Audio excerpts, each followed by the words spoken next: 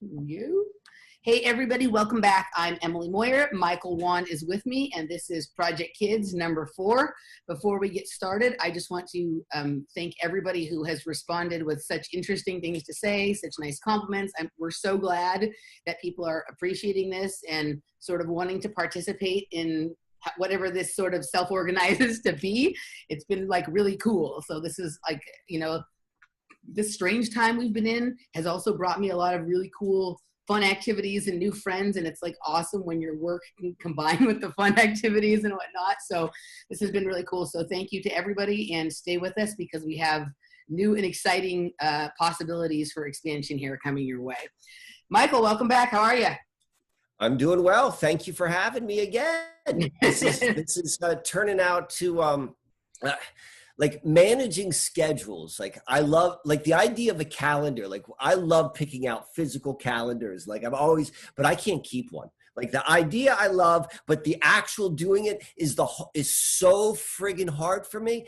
But to actually have something like stable time-wise in my life, like every 2 weeks we're doing this, and like I can kind of begin to build some degree of like structure, because otherwise it just floats for me. Like, time can, which is both like, I like that about experience because it's kind of nice when life floats and it unfolds naturally, but then sometimes you do need some structure, and that's a hard thing for me. So this has become one of my structured touch points. So I'm grateful to be back. That's awesome. Yeah, no, I also struggle. I too, I'm like, oh, let's buy this organizer. Let's buy one of those big calendars that's like a dry erase board. Let's buy this fancy calendar that has little Yorkies on it that reminds me of my old dog. Like, you know what I mean? Like, whatever it is. But then I never use them. Mostly they just sit like in their plastic next to the bed or whatever, or, on the wall untouched. But so for me, it has to be like something that becomes a routine for me doing as well. But I think it's interesting what you just talked about how you can just kind of float. So that does sort of lend to the idea of having a loose relationship with time. And we talked about that before, and you kind of said that, yeah, no, you don't really miss too much time. You kind of always know what time it is and whatnot. But sort of having the weird time stuff that we talked about then isn't the only way to have a loose relationship with time. What you're talking about also, you know what I mean, in terms of like not being super structured, but do you also find that like, even when you're not super structured, everything does sort of seem to sort of fall into place and get done in the way that it needs to get done? Yeah, that's another way. I find that people who have some of these like mystical natures or gifts, little extra sensory perceptive types of gifts that we're talking about, tend to have a slippery or loose relationship with time in some way or another. And that's one way to have it. Like I do have a very strange relationship. And I think about this a lot. Like I have a thing with watches, like, like I know that's a reoccurring theme in my life. I'll never look at a watch, but there's some reason about like why I want to have one and why I like to wear one. There's something about what that does. The same thing with calendars. Like I go through this like ritual, like when I get a new calendar, like I like to carry it around. I won't write in it, but there's something about this loose relationship with time. Like I kind of know it's there. And then like this, there's this internal process. I'm like, I don't want to put this in the calendar. This isn't worthy. I'm just going to remember this one. This one I'm not going to put in the calendar. Yeah. But like, I think that's what you're talking about. Like this, whatever time is. And I like to talk about time a lot, like the difference between time, timing, like time being the present moment, but time being a thing, like, an actual moment. Like there's something very, very interesting and worthy of exposure or exploration with that. But the point I want to go with all of this is the church which I'm living in is literally in the neighborhood for the factory workers for at the one time the largest watchmaker on the planet, called Hamilton. Right. Yes. We talked about this before. And so when I think about like time, and like I really like time, and thinking about in this, as you said, like a loose, like in very sort of different ways, it's like here I am in like the living in this, in the spiritual structure of the people whose lives it was to like literally create that structure, the time structure in humanity's life. And you know, what the hell is that? You know, but but we're playing with it. And at the same time, like you said, like I typically know what time it is. I always love to guess, like, you know, okay, to the minute. Yeah. I like to do that with the cashier too. Like whenever you go to the grocery store, I always tell them, like, if I'm within $1, like I get it for free. And it freaks them out. I go to this Amish grocery store, and the humor is a little bit different there. And that's they probably like roll their eyes when they see me walking in, but I think it's a fun game. I get tickled by it. But like numbers and time and all of these sort of things, this loose relationship, like there's definitely I have an awareness, which I think is greater than average, but I have there are a lot of things which I'm below average in terms of how I relate to it. And I think this kind of fits into like general perception of reality. Yeah. Yeah. No, you said a couple of interesting things there. I'll have to go back and look. I think in one of my original talks on sugar as programmable matter, I went into a little bit about the nature of watches and times and time crystals, and how that was actually a military technology, this idea of keeping track of time, like different than the way ancient cultures did it through the sun. But this idea of like measuring time, like with timers and clocks and, you know, that kind of thing. I can't remember. I just was, when you were talking, it was reminding me. I'll have to go back and look. But my bigger question for you is, do you know who David Anderson is? Give me a context. Okay. So David Anderson, he has a thing called the Anderson Institute. He's a very interesting sort of elusive guy in the alternative conversation. But he talks about time differently. Like although he does get it in later years, he's gotten a little more into talking about time travel, right? And I think some of it has been as there's been more attention paid on his work, and so he's been made. I don't know that he's been co-opted, right? But something changed at a certain point a little bit. But he always talked about time control as opposed to time travel.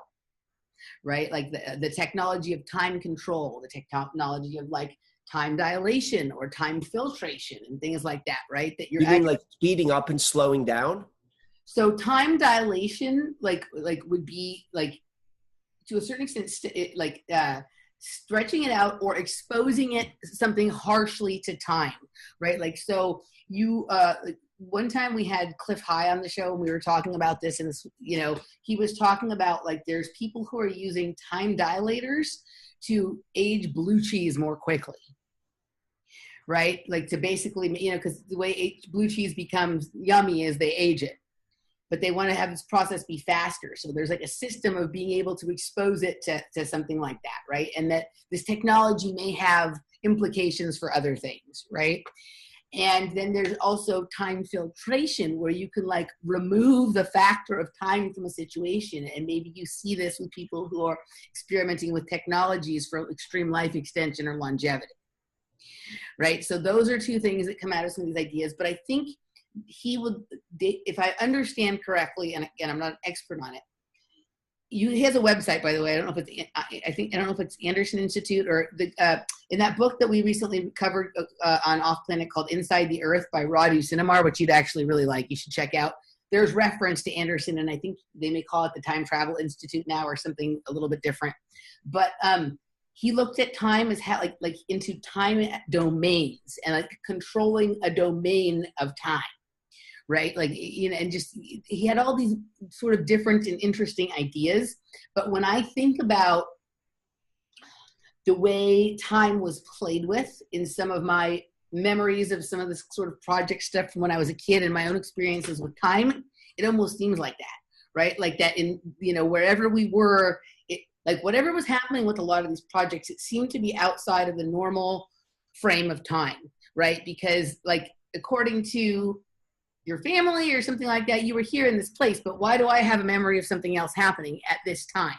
right? So are they able to basically isolate you from the certain flow of time, right? There's something Right. going on, right? Like, you know, like the stopping of time or something occurring outside of time. There's been a lot of conversation in the background in our communities of that in some of these underground bases, time works differently underneath there, right? So you may go in there. So maybe I'm, you know, missing from, maybe my parents dropped me off at summer camp for the day, right? And the summer camp is on top of the base, right? And as I'm arriving to summer camp, or at some point during the day in summer camp, right, I'm taken away from the group briefly. Maybe it would seem like I went to the bathroom or something, right? But we go down into the base, and there, 5 minutes or 10 minutes that you might go away to go to the bathroom or go to do something else is an hour. And so then and then the ability to be reintroduced, right? Because in some of these bases, they're playing with different kinds of plasma technologies, different kinds of free energy technologies. And we know sometimes some of these technologies can affect the space-time continuum, can affect the sort of, you know, the morphogenic field and all of that kind of stuff, right? Like the shit at CERN, like, you know, at CERN, right? Like they're always playing with ripping holes in the fabric of space and time. So if you have, you know, an area that is like being exposed to a certain sort of energetic field that can distort time, right? You can sort of pull somebody into that, and 5 minutes into an hour, and then put them back. You know what I mean? Or if have you ever seen, I can't remember if it was Chris Angel or David Blaine or one of those, who literally, they hypnotized the entire room and they were like standing still, right? They were like literally frozen. And then you can go pull one person out, do something else with them, and then literally reintroduce them to that sort of situation. So I think this idea of just like you can manipulate an energy field within certain coordinated areas, like you can maybe also do that with time. Yeah, you hit on a lot of, like, you know, I don't know if you saw my expression change, but I'm like, listen, and then I was like, oh, now it's getting personal. Like you hit on some things, which I was like, all right. So like, as we get into some of the personal stories, but this is something I think you're spot on. Like, you know, we don't know exactly what time is, and we haven't even added into this conversation, like the time space content, you know, what they're two sides of the same coin. Like, but that being said, I do this, like I just naturally do this a lot. And I don't know if you've ever done, if you like have strange things with time in your normal practice. I mean, I already indicated like I already have an unusual relationship with time, but I used to be very, very early to everything. And now and I typically like, you know, you arrive at the right time. But that being said, sometimes there's like, I'm going to meet you at such and such time. And I try to get there like as perfect as I can. So I push the envelope of time a lot. And I don't like the feel, like I begin to feel like an internal sense of like not wanting to be late. Like when you're like, you know, that excitement that happens. So, and I started doing this in, you know, pretty regularly about 4 or 5 years ago. I can't wait to hear if you do the same technique that I do. Okay, I'm like, go ahead. So particularly if it's a place where I know I'm going and I'm driving, I know like it'll take me like 8 minutes to go from where I am to where I need to end up. And I've got 2 minutes to go. And it's the digital clock, which I know is the enemy, because the digital clock is what like taps into my rational mind. And this is where I am unable to get into the irrational space. So I won't look at that. And I begin to just sense, imagine, feel that I'm covering more distance in less time. And so, and I get freed up, and I'm like, and there's part of me that's doing that dance. I'm like, you just can't look at the clock. If you look at the clock, the whole thing like collapses amongst itself. Like, you know, I'm thinking like these quantum type experiences, it's going to collapse if I look at the clock. But as long as I don't look at the clock, it all appears that I'm moving at the same speed as I'm normally moving, but the time is like slowing down. Yeah. Like I'm able to go further. Is that what you play with? Okay, so yes, I have a couple of things. But first of all, I have also definitely noticed that when we're not paying attention to our technology, the time seems slower. Like it seems like we have so much time. And when we expose ourselves to the clock, the digital clock, the cell phone, the computer, or whatever, everything feels much shorter.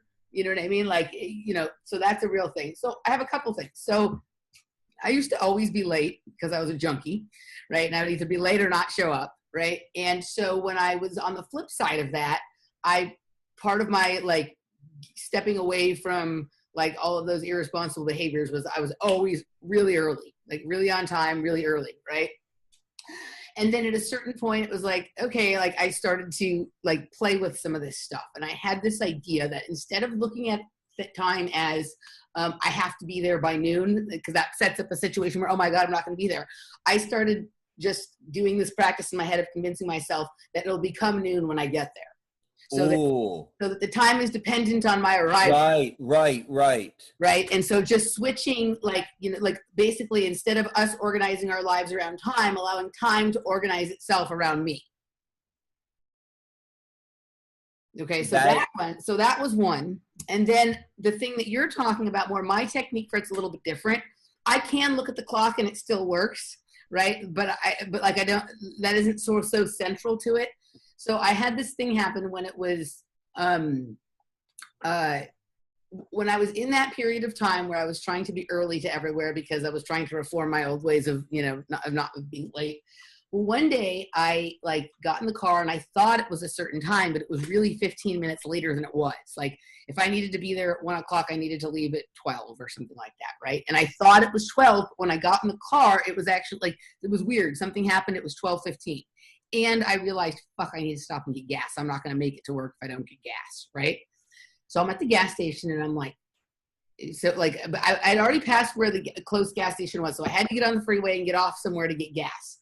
And I'm there and I'm like, it's not actually possible for me to make it this distance at this time. But like, I'm going to try like my technique that I talked about a little bit before, but I was already in panic mode. So once you're in panic mode, that it will become noon when I get there, doesn't really work.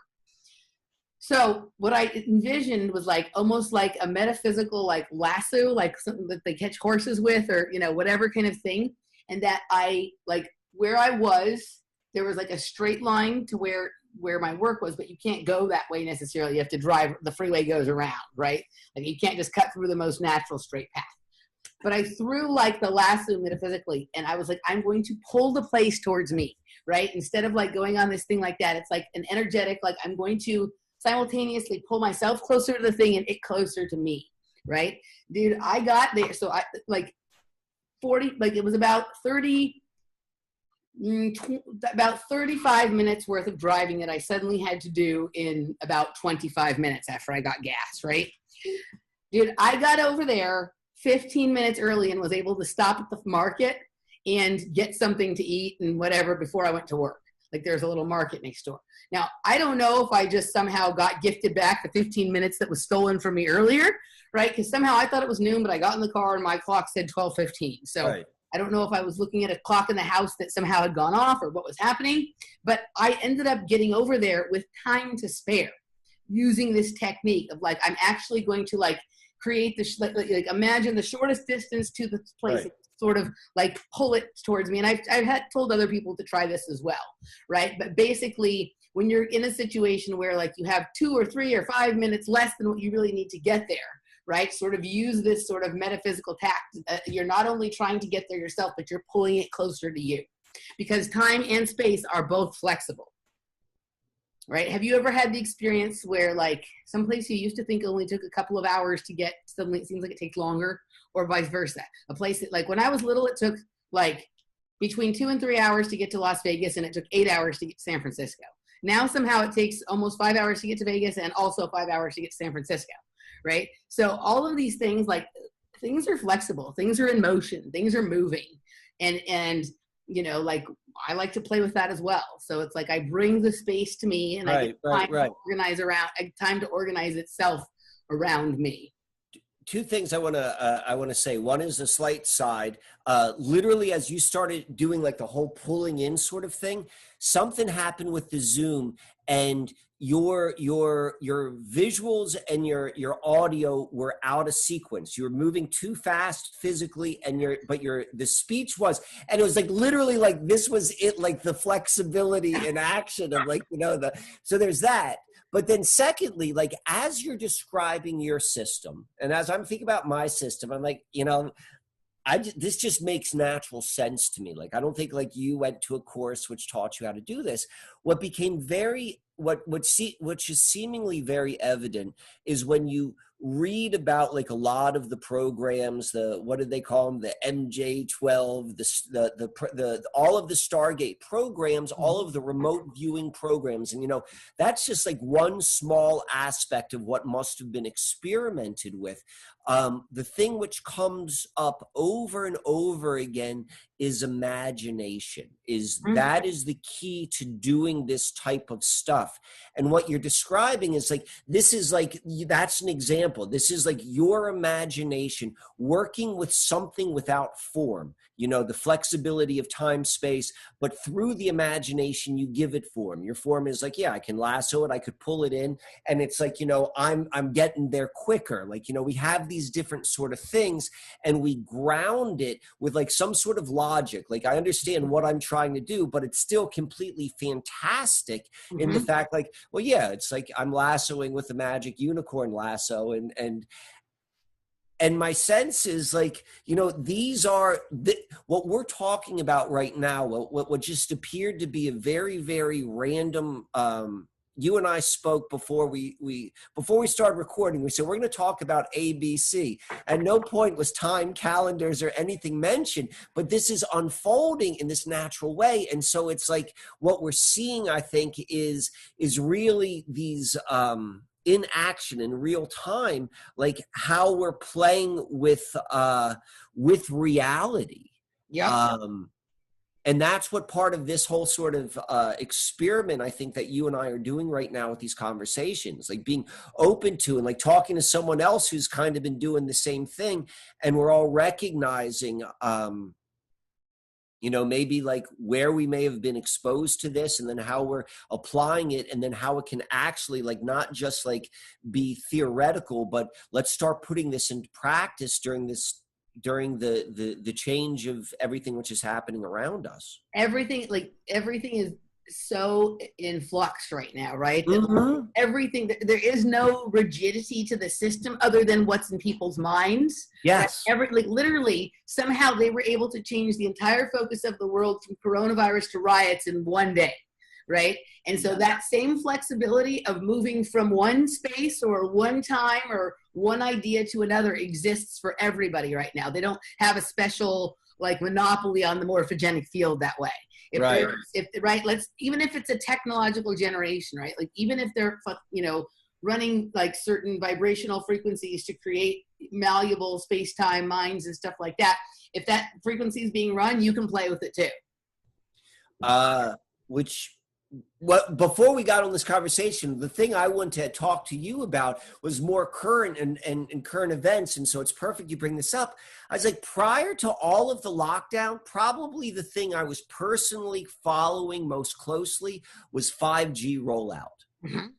And like, that's just for a variety of reasons. The main one being like, I don't follow anything anymore. It's like, has that slowed down? What's going on in there? Because like in November, December, January, like that was heavily followed. Like, it was under the radar, like nationally, but the people who 5G was a hot topic, like they were following all of that sort of stuff. And I'm not really hearing much about it, but my sense is like, it's still very much in play. And what we know about 5G, one thing or another, is it's affecting the electromagnetic field in a very, very drastic way, in a very like it can't be missed, or in a new way. So I think that also has to be in play, or one of the ingredients which is in the mix. So a couple of things. So you're right about that. And then at the very beginning of the coronavirus outbreak, we heard two different stories. We heard that 5G was causing the coronavirus, right? So that was like bullshit story number one to get some people chasing down rabbit holes, right? And we also heard that they're using this lockdown time when kids are not at schools and people are not on the streets to quickly put in more 5G towers, right? I don't see any more 5G towers than I saw before. And I think that while it can be argued that anytime there's a change in the frequencies of things. People may become more or less susceptible to health issues or whatever. I think it's pretty insane to say that 5G causes coronavirus. So I think both of those things haven't turned out to be true, that were stories that were being pushed from various aspects of trying to get people caught up into, crap. One thing that has happened during this time that has received a little bit of attention, but not as much, because I think most people aren't really clear on what it is that Starlink, which is Elon Musk project about basically having satellites that send 5G towards the Earth from the sky, that has been happening. Now, I think a good portion of what Elon Musk says he does is not true. I think a lot of it is BS, right? Like, especially a lot of the stuff with the SpaceX crap. But the Starlink thing, I think people sometimes are, they're to the extent that it exists, if it does, are confused about what it is. But let's say he's doing it. Let's say that there are now 5G satellites radiating 5G towards Earth. That may be, the way that effect is felt may be completely different than 5G being generated from a tower that is on Earth, because on Earth, at least the tower is grounded, right? And in space, it's not, right? So it's a completely different kind of way the frequency is moving throughout the atmosphere and the surroundings, possibly. I'm not sure about that. And we don't know if those things are on yet or off. So I think what you're saying is possible. But one of the things that we've talked about with a couple of guests, and I think you and I may have even had a conversation about this, is maybe there has been a side effect that they weren't expecting with the 5G, and that, like, okay, there's this electrification of the atmosphere, but it's also making telepathy more possible. It's like the bump technology from cell phones. It's like a ongoing LAN party where people file swap and stuff like that. So I think all of these things are at play. So for every technology or thing that is deployed for like one reason, there's all of these other possibilities that open up because of it for those of us who are, the intention is to make us lab rats in their experiment, but if you're in the lab rat, that still the conditions in the laboratory exist and you can do something with them too. Right. Yeah. I see it some of the things a little bit differently. I think that the 5G potential I'm open to, because I don't know, but like what makes sense to me is I think a lot of the so-called virus side effects, they do coincide with what supposedly happens. Like, I still see them as separate, like they're testing something. I don't think but that's different. That symptoms coinciding with what they say coronavirus is different than 5G causing a virus. Oh, yeah. That's ridiculous. That's ridiculous. Yes. They want people to think that so that they sound stupid. Yeah, without a doubt. So that's what I'm and like it seems to be kind of like maybe it was turned on and then turned off. Like we did, that's phase 1 and phase 2. This is what happened. Maybe there's dialing in. How we deal with like the file sharing, I don't know. Like we don't know. Like this is what I'm curious about. But then secondly, like the whole nature of 5G though is the installations are they're not towers. It's a small box. And I remember reading this like a couple years ago, like a Japanese manufacturer of the antenna made an underground 5G antenna. So it's not there. That's the entire nature of 5G is completely different than the previous generations of wireless technology, which then even makes the Elon Musk story bullshit. Like one way or the other, there's bullshit because it's contradictory. Yeah. The very nature of 5G is it can't be sent far.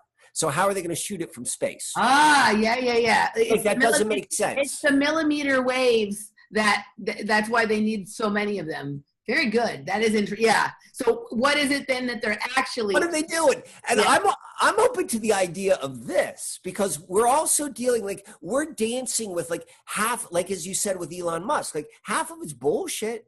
Half of it is made up bullshit. And we also know that these are like quote unquote like practitioners of the they're magi.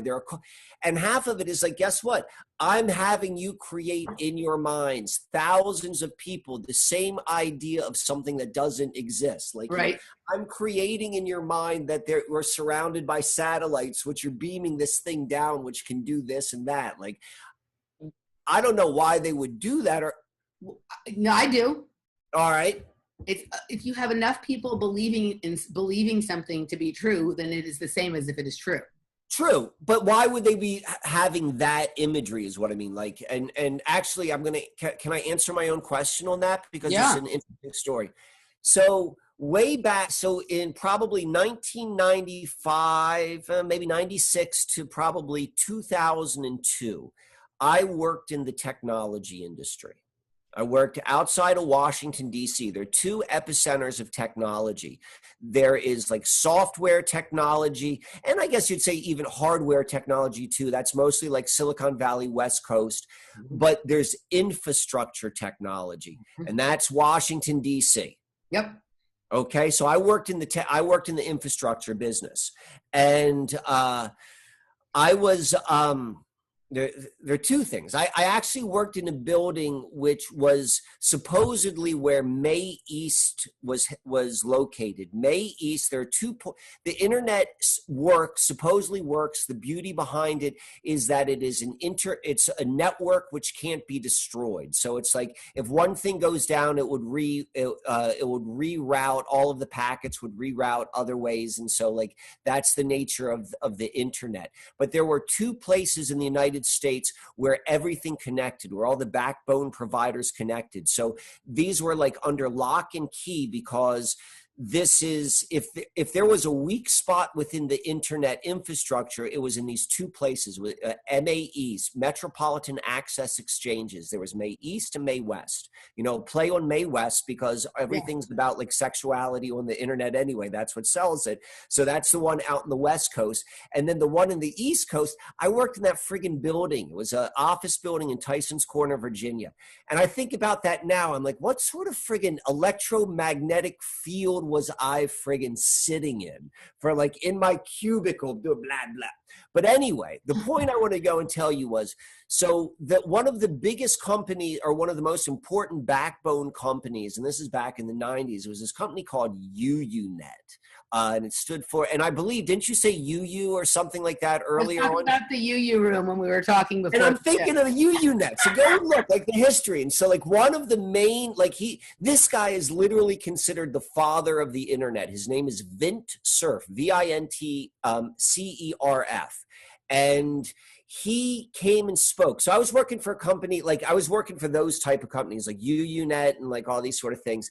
And this guy, Vint Cerf, comes and speaks. And he is the within like infrastructure tech nerds, like this guy was it. He was he was their Bill Gates, if you will. And I was courted because I was a product in product management for one company, and the people were trying to sell us something. They called us into their meeting or to their headquarters because Vint Cerf was coming to talk. And so I didn't know who Vint Cerf was, so I came to it and I'm listening to it. And Vint Cerf, he's like this older guy who was like 60 years old, like so dapper looking, like everyone like in technology looks a certain way, like, and it's really like bland or whatever. And this guy was like impeccably well dressed with a bow tie and like shaved head, and was like real, like, didn't fit in. It was very articulate and very like engaging in his speech. And he goes and he tells this story. And this is like, mind you, this is like the late 90s. And he's saying, we are currently building the interstellar internet. And he starts describing this, creating like nodal connections, like from planet to planet to planet, and everyone's friggin' cheering. And I'm like, what's the friggin' purpose? Like, how am I going to get my AOL instant messenger like, why, how is this part of my life? And so I guess the reason I'm sharing this is like, as we talked about the SpaceX, when we talked about that, like from the very beginning, this is pre-Facebook. This is pre, like, you know, internet 2.0 social media sort of stuff. Like this was always part of the plan. Mm-hmm. Now, what it's to, I don't know, because I question space, but like, you know, it's. Yeah, I always say that you know how there's a lot of talk of the secret space program, and my comment about that is the secret about the secret space program is that right. The secret is there's no space; it's just the program. Yeah. No, so everything you just said completely. I think especially if you pay attention to the work of people like Catherine Austin Fitts, who tracks the financials on things, and I think she probably has a different cosmological view of the cosmos if it exists than you or I do. I think she probably does see it as an external existing thing instead of an internal one. But she'd say that like a lot of these projects, probably like these space interstellar internet, Starlink, blah blah blah, are just, you know, the whole space program in general is just a place to pretend that money is going to when you're really using it for something else. Right, they're building, you know, according to her, I think narrative. It may have shifted a little since then, but a breakaway civilization where like they don't, you know, there's a different world for them, and we're just here manufacturing all the parts, and they're basically taking our money to build their, you know, their new world, their new reality, right? And that's why there's this need for so much money, which still also doesn't make sense because I think people, if they're really that high and powerful, understand on a very important level that money doesn't really exist. Mm-hmm. You know, so I think it's hard to sort of assess with some of the stuff. But you just said a lot of interesting things there. But I want to go back to Tysons Corner, Virginia. All right. I like, in hindsight, yes, I recognize that infrastructure technology is a thing there. But when I was in college, when I was my freshman year, I was on the gymnastics team at West Virginia University, right in Morgantown. And I developed this obsession with going to Washington, D.C. You'll love this. I love this story. My father had a friend who, her name was Carlene, who he used to, I think she was a student in his class, who somehow ended up getting a job as working for Warren Christopher during the Bush administration. Right. And so she was living in Bethesda, Maryland. And I would drive down from Morgantown, West Virginia to Bethesda, Maryland and stay with her, who was working for Warren Christopher. There's nothing weird about this at all. I would drive down and I would have a few places in Washington, D.C. I always liked to go. Like I was trying to do anything to get out of Morgantown because I didn't like to do that. So I'd go to Georgetown one day, right? Like that was one of the things that I did. But the other thing that I did, every time I went, I'd go to Tysons Corner, Virginia, to that shopping mall there. That fucking weird shopping mall that at least back in the 90s had multiples of stores in it, right? There was like more than one Gap in the mall, right? Like it was weird. Like there'd be a Gap on one end of the mall and a Gap on the other end of the mall. Or is there something funny going on with space and time there? But what years were you doing this? So I moved to Morgantown in 1993 in the fall. And so this was probably going on from the fall of 93 into the spring of 94, because I was just there for 1 year. So, but I was obsessed with going to that spot, right? And it wasn't like going to certain areas of Georgetown, like there was some cool stuff, like, funky stuff. There's nothing cool about the Tysons Corner, Virginia Mall, but I always went there. Like I always went there. And I would usually go there right before I went home back to Morgantown. Right. And I would have an impossible time staying awake on the way back to Morgantown. Like I would be falling asleep at the wheel, like just every time. It was, you know what I mean? And I remember one time I was like, fuck, I can't even stay awake. And I pulled off into like a parking lot of a Pizza Hut somewhere. Right. And I'm like, I'm just going to rest my eyes for like half an hour. It was the middle of the afternoon. Dude, I woke up. It was pitch black. It was nighttime. I was gone. Was I really gone or did something else fucking happen? But there was not a single time I made that trip. I probably made that trip 4 times, 5 times over the course of the time I was there. Every time I went to that Tysons Corner. So I was wondering if through programming or there was something there that I was attracted to, right? And then I would have this after effect afterwards of not being able to keep my eyes open. So was there some kind of base or some kind of program out of there? But also, why was I spending time with this woman who was working for the Secretary of State, Warren Christopher, at the time? Right. Who was, 40 years older than me. So two things. The building I was talking about is probably is I used to walk from that building to lunch at the Tysons. There's two malls. I don't know if There was two then. There were Tysons two. one and Tysons two. There was like the fancy one, and then there was like the other one. There was like that then, yeah. Yeah, so it literally you were 2 blocks away from like May East and all of that stuff. And you're like 2 miles away from Langley, Virginia at Tysons. Mm-hmm. Like that's right there. Like that's all like the epicenter of that world, which is fascinating. But I want to circle back to a question like to Morgantown. Mm-hmm. Because when you brought up, and before we're going all the way around, which is I think is so much fun about these conversations, but you mentioned something about like summer camp. You kept on talking about summer camp. Remember you were saying that? Yeah. And it was funny because we were talking right before we started recording. We were talking about like about this show, and I was thinking the whole time, I'm like, we should call this summer camp, or like it has a summer camp type feel. Yeah. So that being said, I have within my own personal history, and I think we're going to get into like personal history a little bit deeper later into this episode, but I have within my personal history like a really strange kind of memory.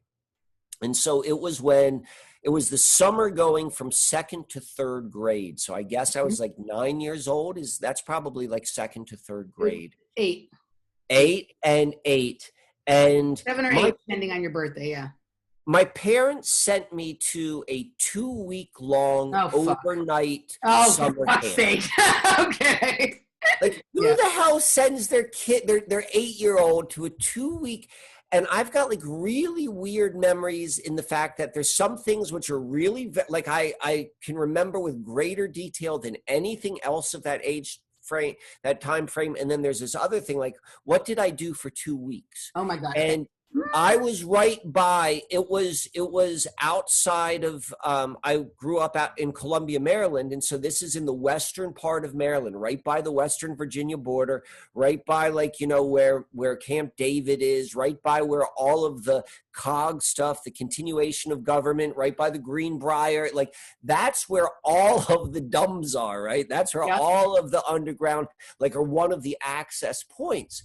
So when you start saying about like being taken, like camp and being taken out and like missing and I'm like, I'm not saying that's true or that happened to me, but like there's something about like you being there during that time frame and needing to go to Washington, D.C. and then like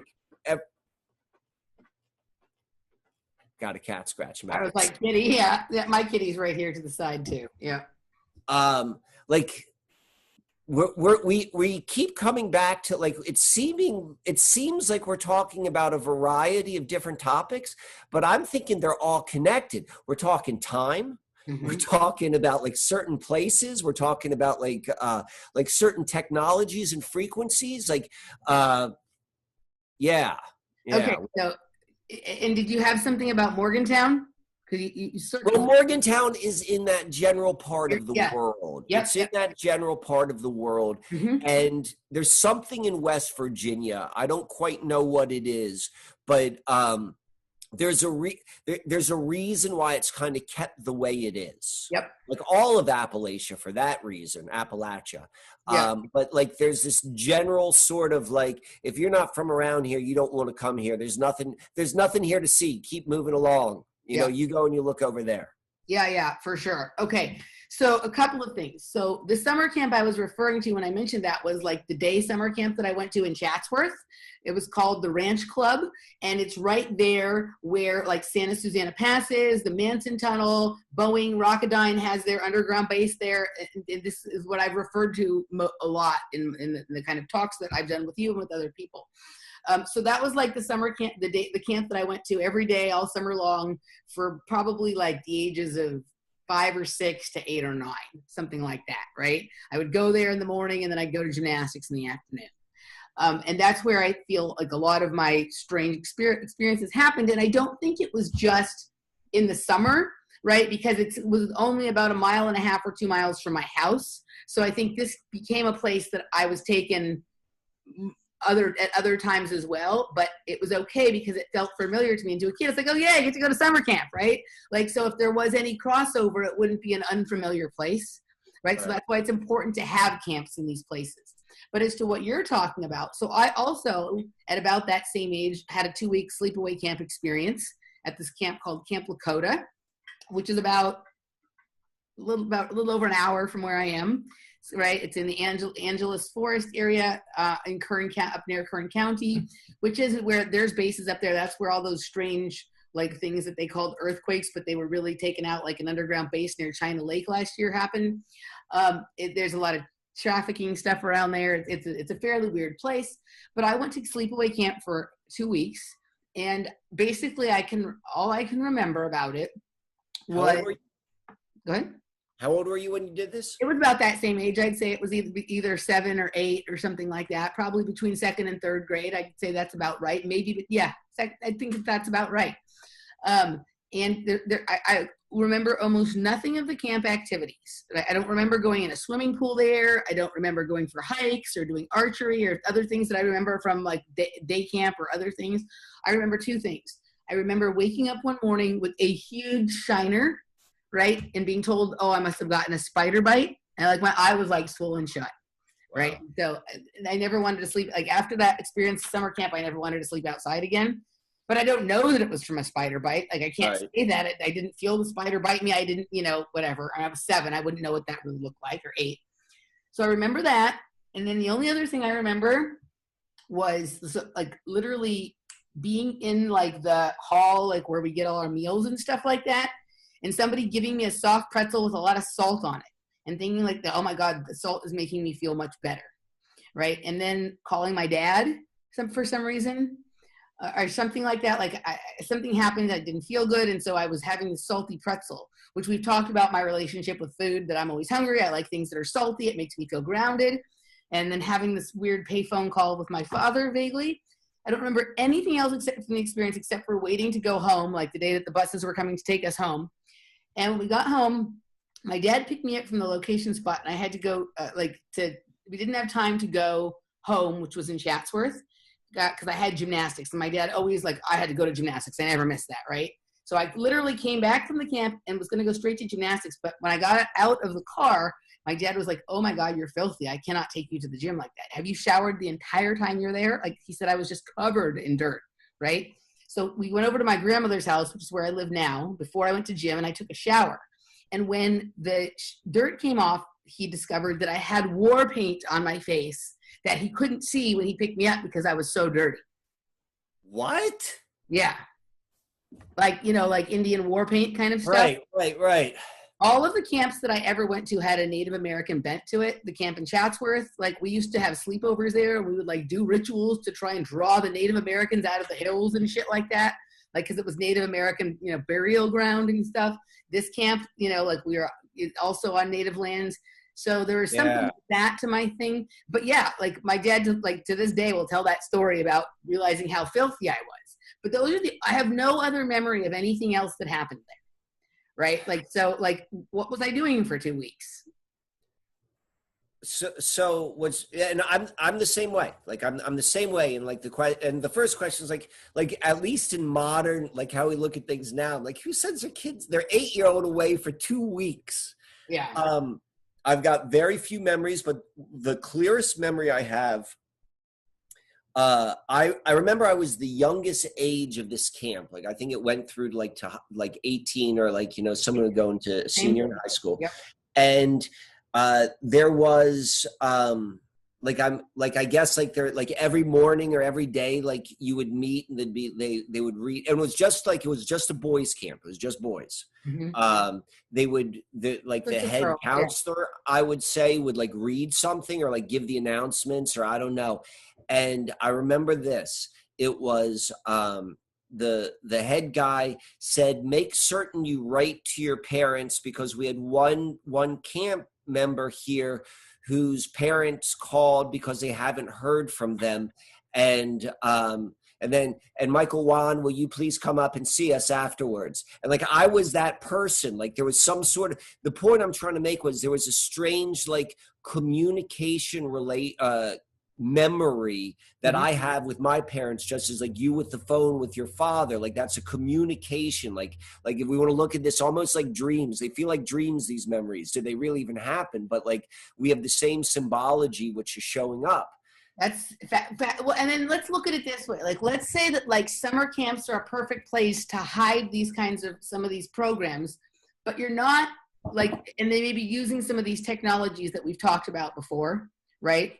But okay, so we're going, and the other kids, most of them are just getting camp. Maybe there's a few others like us there, like, and we're getting some other different separate activities like that maybe are occurring under an altered state, right? Maybe we're being drugged. Right. And so like when we're done and we go back to our bunk, we're just fucking tired. So we're like going to sleep, or whatever, but maybe we're having some fighting during something and getting a black eye. We're not doing the like other activities that kids. So all these camps, we had announcements and things at every camp I ever went to too. But the other kids, like there's time in between activities, and that's usually when they go back to their bunk and write a letter home to their parents. We're not doing that because we're doing something different. Right. Or even if we like when we go back to the bunk, you know, I'd imagine that like we'd be showing up for some sort, you know, maybe there's one group for people and they, you know, like so-and-so and so-and-so is going to do the canoeing right now. And those 6 kids are the ones who are in the project of the program. They're gone for a few hours. And when they come back together for lunch or for rest time, we're just fucking zonked or we're drugged. Right. And so we're not doing the like, oh, I'm going to play with little Susie back at the cabin or writing the letters home. And it is outside of our parents' complete awareness, although somewhere inside of themselves, they have to know what's going on. Right. So they're just like, what the heck, dude? I haven't looked at that, you know, I haven't heard, you know, from, you know, little Susie or from little Michael or from little Emily. And when I was in camp, when I was little, we used to write home to our parents or whatever. Why haven't I heard from them? So yours parents called the camp and my dad maybe called the camp and that's why I was talking to him or whatever, or maybe it was even just, or whatever it is. So that's interesting. That's definitely, yeah. I've talked to other people who have some interesting camp memories. Like it seems like there may have even been like a chain of camps that had the word ranch in their name that this stuff seemed to go on at. The ranch club was my day camp. The camp that I went to, that was the 2-week Girl Scout sleepaway camp, was Camp Lakota. But I'll say this, anytime I went to a different Girl Scout camp for like just the weekend one time with my brownie troop, that was just in Malleable, about half hour from me over here. And every time I went to camp, something happened. When I was at this camp, I was on the top bunk, right? Like, you know, I was with my Girl Scout troop on the top bunk, and I like looking down and talking to someone who was on the lower bunk, and I fell on my head, right? And I spent most of the rest of the time in some sort of infirmary or something like that. And do you know who Shane the Runer is? He had this interesting blog several years back where he talked about his experiences, and most of them, just like you and I are having a matchup, like he and I had matchup of a lot of a particular experience at Marineland, an experience at a, I think for him it was a Boy Scout camp or some other kind of camp where he was, you know, hurt himself and was taken into some sort of underground facility or whatever. And I have no other memory of the rest of the weekend after that. Like, you know, I didn't get sent home, so I didn't have obviously that bad of a head injury. Right? I remember there being like a bump on my head and people laughing about how I was 2 inches taller than I was when I got there. But I didn't participate in anything the rest of the time. You know what I mean? So another weird, there was never a time I went to camp where something didn't happen. I had the spider bite, right? There was always something. So that's kind of interesting.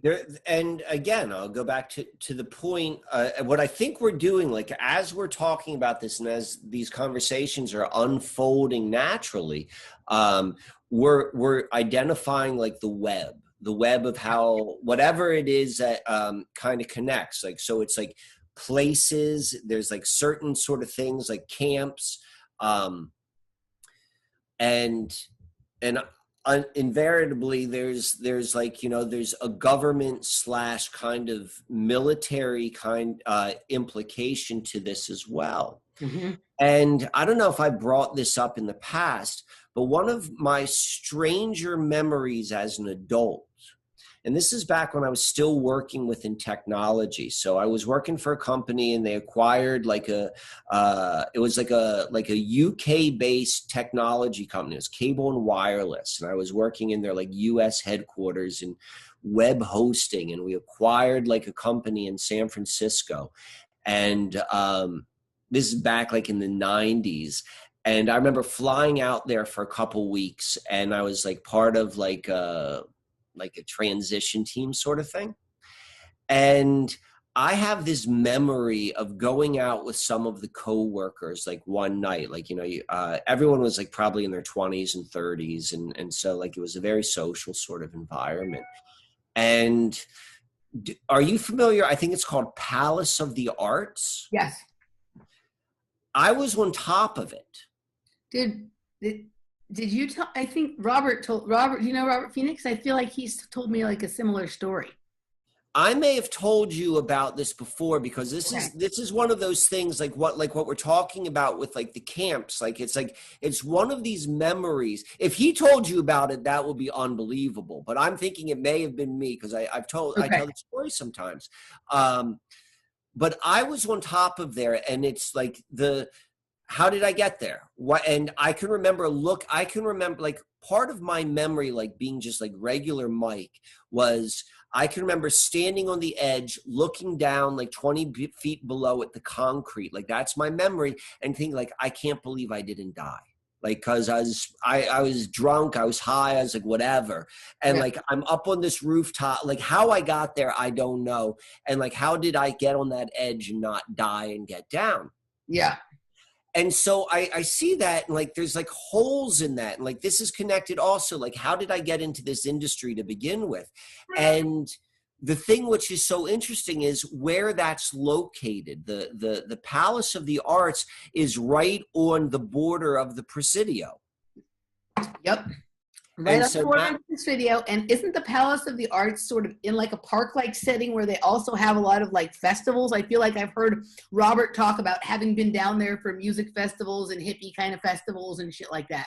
I would imagine. I mean, that's my only time. Like, you know, I've been to San Francisco, I think like 3 times, and I'm always like kind of work oriented. So like it looks like I've studied it since then rather extensively, just like looking at like it physically, like trying to piece together what these memories are in my mind. Yeah. I'll tell you this, which is interesting, is that was probably within 3 months of that experience, I left the technology industry, and I've not worked in like a true corporate capacity since then. And so I don't know if like, you know, something happened or that's coincidence or, you know, but there was shortly after that experience, you know, there was definitely a change upon my trajectory.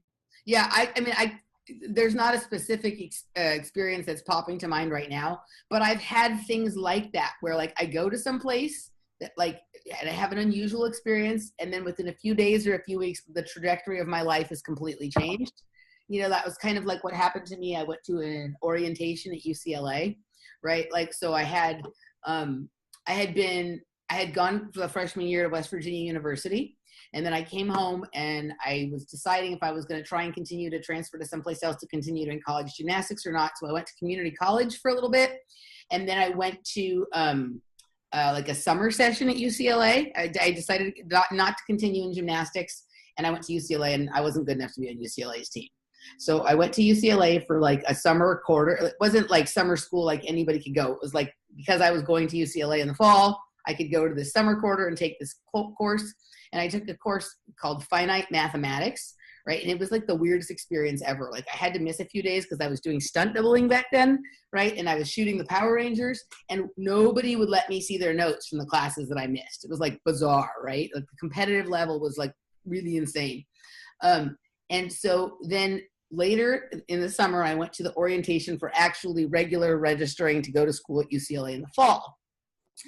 And all I remember was that I went to the this classroom in the morning for people who, I don't know, names started from this or that or whatever. And there I saw a girl I had done gymnastics with when I was really little and hadn't seen her since then. And like, I felt uneasy the whole time I was there, right? And I don't remember, like, I remember going to the library, and that's pretty much all I remember, until I found myself walking back to my car with this Middle Eastern girl. I even remember her name. Her name was Nairi, which I thought was an unusual name. And her giving me her phone number and saying, oh, when we go to school, we'll hang out or something, right? And I got in the car and I went home, and I was like, was literally like never the same again. I never actually went to school. And within a few weeks I was doing drugs, and I had never done drugs before in my life. Fast forward many, many years, and Andrew Bashago, who I've talked about many times, who there's so many crossovers between his testimonial of what his experience was and the things that I talk about as my memories. His perception of what happened is totally different, but the places and the things, like, they match up. He thinks he's been to Mars. I think I was in a mind control program, right? But in terms of places and stuff like that, it all matches up. I can't remember if he was talking about himself or someone else, but he talked about somebody being taken to the library, going to the library at UCLA and being drugged, like with like some kind of chlorophyll or something like that, and being taken to be experimented on. And I was like, oh, that's interesting, right? And like, there's a huge amount of mind control. My parents both went to UCLA. There's a huge amount of like operations, both on an underground dark project kind of level and on more mass social engineering, like what we're experiencing right now with the racial kind of stuff that goes on at UCLA, right? There's a lot of experimentation and things. So I can't say that I don't remember. I don't know what happened all day. I was in the classroom with the girl I used to do gymnastics with, didn't see her anymore that day. And then I'm walking to the car with some Middle Eastern girl, and, you know, oh, I'll hit you up when we're going to school. And then within a couple of weeks, I'm doing like drugs, and not just like beginner drugs, hard drugs. Yeah. So like, as you're saying this, like, I'm going back to what we're talking about earlier in my mind of like calendars and time and like this kind of inner, like, knowing I'm interested in calendars. Like, you got a strange relationship with time. Like, I'm wondering if that plays into this as well, of like managing the time and the calendar of these events in life as well. Like, not like in your regular organizer, but there's something like like some sort of programming associated with that. I don't know. That's what popped in, but I'll let the cat out. There's I think we're bumping up on something. The Presidio thing to me lines up with you know, it's the Michael Aquino, because I grew up a couple miles away from the NSA when he was there, and you, with all of the physical connections to like the spa ranch, and all of that underbelly, which is intelligence oriented as well. Like, you know, it's there's stuff. There's definitely stuff. We've had a guy on a while back now who goes by the name Medicine Bear, White Medicine Bear. I can't remember what the last name exactly is. He has a lot of memories of the Presidio, and he identifies as having been part of a project called MK Delta. And he recounted on our program several of the things that he has memories of going on there at the Presidio. I think I'll see if I can find it and send you the link. It's pretty gruesome and dark, but yeah, there's a thing there. It's for sure. And it involves little kids and young, you know what I mean? And whatnot. So yeah. All right. I think let's take a quick break because I have to go potty. Okay. Then we will scoot on over into the second hour and talk about some of the things we had planned to talk about in the first hour. Right.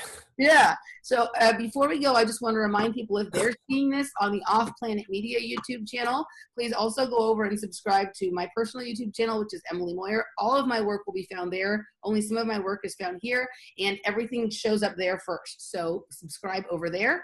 And Michael, tell people where they can find you. Well, on YouTube, they can find me on Susquehanna Alchemy. SusquehannaAlchemy.com is where you can see some of my services and the different stuff I do, particularly as it relates to the significance of flowing water and rivers, and how that ties into this particular, navigating this particular time. And you could also go to subscribestar.com. That's a great way to support me if you're interested in doing that. Awesome. All right, guys, join us at patreon.com/offplanetmedia for the rest of the show. We'll see you over there. Bye-bye.